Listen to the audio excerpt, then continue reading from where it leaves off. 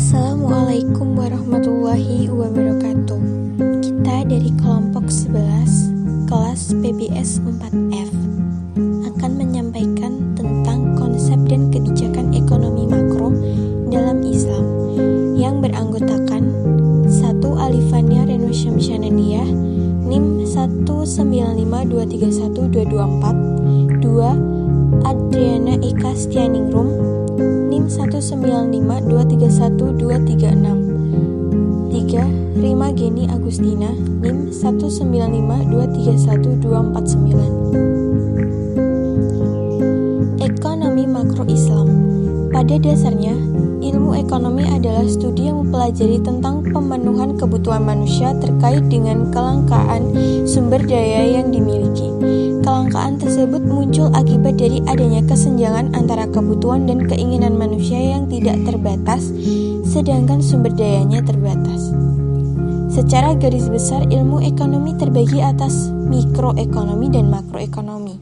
Makroekonomi adalah cabang utama yang menangani isu-isu yang bersifat makro atau luas, termasuk di dalamnya mengenai jumlah agregat ekonomi, seperti tingkat dan laju pertumbuhan, produk nasional, suku bunga, pengangguran, dan inflasi.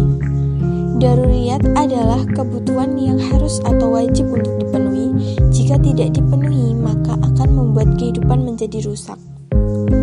Hajiyat adalah kebutuhan yang seyogianya dipenuhi. Jika tidak dipenuhi, maka akan mengakibatkan kesulitan. Jenis kebijakan ekonomi makro. Kebijakan fiskal adalah kebijakan yang dihasilkan dari pungutan pajak yang dilakukan setiap warga negara. Selain itu, pendapatan negara juga dapat dihasilkan dari non-pajak seperti denda, lelang, dan pemberian dari negara lain.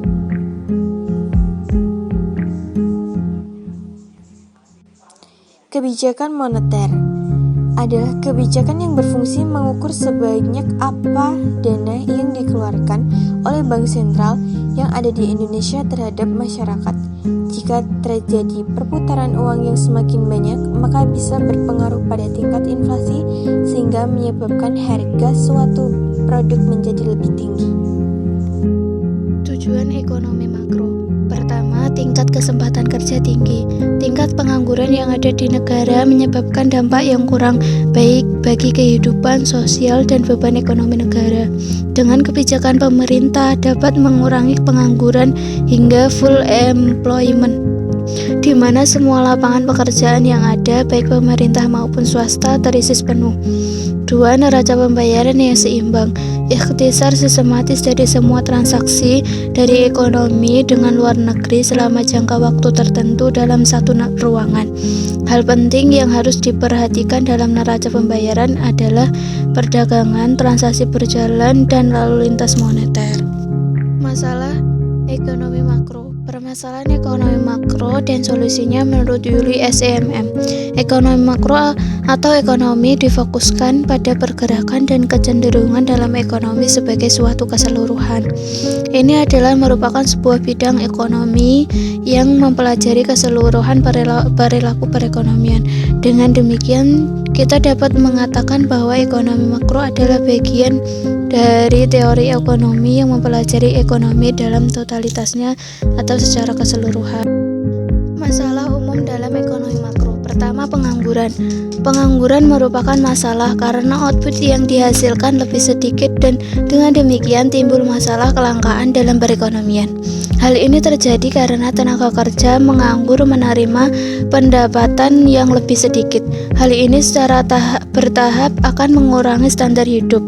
Dengan demikian, tingkat pengangguran pada akhirnya memberitahu kita berapa banyak orang dalam angkatan kerja yang tidak dapat menemukan pekerjaan.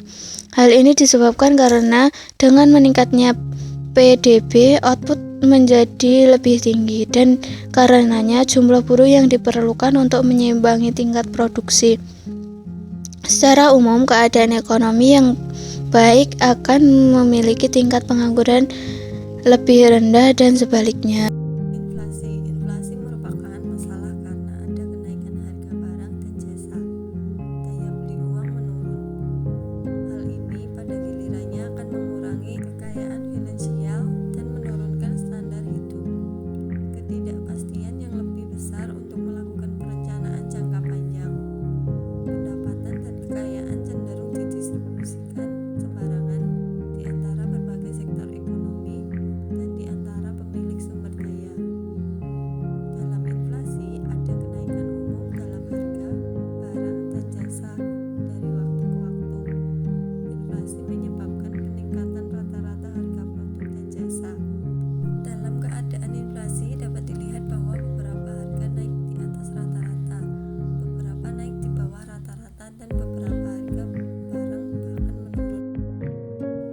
siklus bisnis, pengangguran, dan inflasi merupakan masalah yang cenderung timbul pada fase yang berbeda dari siklus bisnis.